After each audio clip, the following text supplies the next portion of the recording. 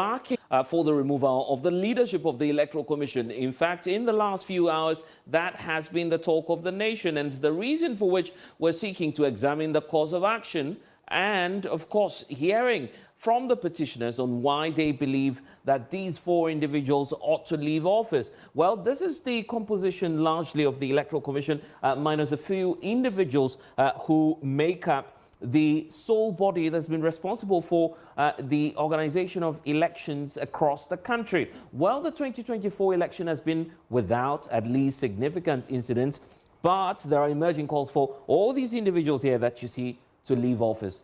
And of course, precisely the demand is for them to be removed by President John Dramani Mahama, who has been today petitioned through his office. We'll get into the details and why, of course, the petitioner is making a strong case for that. But let's get a sense of what is happening here. This is the person leading the charge at the Electoral Commission of Ghana. Jean Mensa needs no introduction because in the wake of the 2024 elections, we also had activity leading that process for the Commission in executing the 2024 election, which saw the election of John Dramani Mahama as the President of the Republic. She was supported by these three individuals. Bosman Asari was Deputy Chairperson in charge of Corporate Affairs. We then had, of course, Samuel Tete also coming through there as one of the deputies who was appointed by President Nana Addo Dankwa Akufo-Addo. These two individuals as well came through after, if you recall, after the 2016 elections where, of course,